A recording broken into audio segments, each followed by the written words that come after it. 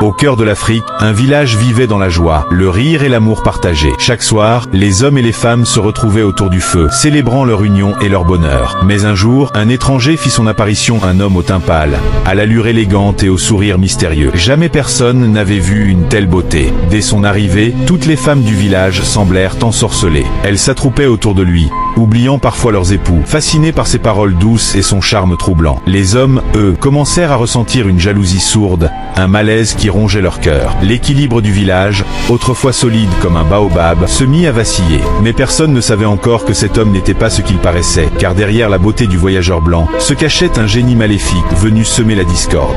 Chaque jour qui passait, l'étranger devenait le centre de toutes les attentions. Les femmes, ensorcelées par son charme, passaient des heures à l'écouter. Elles riaient de ses histoires, captivées par son regard profond et ses paroles mielleuses. Peu à peu, elles s'éloignèrent de leur mari, oubliant même leurs tâches quotidiennes. Les hommes, impuissants, sentaient leur colère grandir, mais ils n'osaient pas défier l'étranger. Car il n'était pas seulement beau, il avait quelque chose d'inquiétant, une aura invisible. Dans l'ombre, les disputes éclataient, les couples se brisaient, et la paix du village se fanait comme une fleur en saison sèche. Pourtant, personne ne soupçonnait la vérité. Cet homme n'était pas humain. Il était un génie maléfique, nourri par la discorde, avide de détruire l'amour et l'unité. Et plus il semait la jalousie, plus sa puissance grandissait dans les ténèbres. Au milieu de la confusion, un homme se démarquait, Keba, cultivateur simple mais au cœur solide. Contrairement aux autres, il n'était pas séduit par l'étranger. Il voyait dans son sourire une ombre, dans ses gestes une inquiétante étrangeté. Chaque jour, il observait l'homme blanc de loin, scrutant ses paroles et ses actes. Plus il le regardait, plus il se disait cet homme n'est pas ce qu'il prétend être. Aïssata, sa femme, commençait elle aussi à se sentir troublée par la présence de l'étranger. Keba sentit que le danger était réel. Si rien n'était fait, le village tout entier sombrerait. Alors il prit une décision.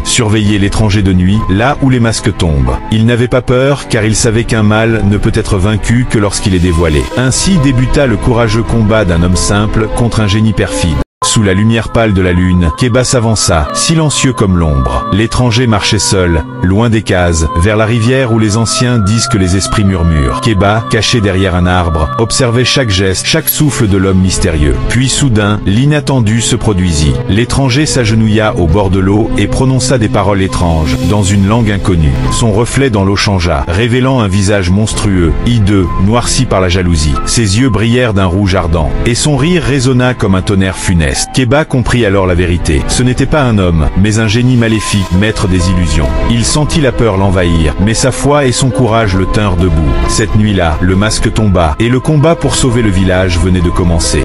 À l'aube, Keba rassembla son courage et décida d'affronter le génie au grand jour. Sur la place du village, il appela tous les habitants à venir assister à la vérité. L'étranger arriva, toujours séduisant, toujours mystérieux, sûr de son pouvoir. Alors, Keba s'écria, « Hommes et femmes de ce village, ouvrez vos yeux. Ce n'est pas un homme, mais un esprit trompeur. » Le génie éclata de rire, sûr de son charme, mais Keba commença à réciter l'ancienne prière des anciens. Soudain, l'air devint lourd, la lumière changea, et l'illusion se brisa. Devant les yeux horrifiés des femmes, la peau blanche de l'étranger se craquela et tomba comme de la cendre. Il révéla son vrai visage, un homme noir hideux, au visage déformé par la haine et la jalousie. Les villageois, unis, poussèrent des cris de colère et le chassèrent à coups de pierre et de bâton. Honteux et vaincu, le génie s'enfuit dans la forêt, jurant de ne jamais revenir. La paix revint, et le village célébra le courage de Keba.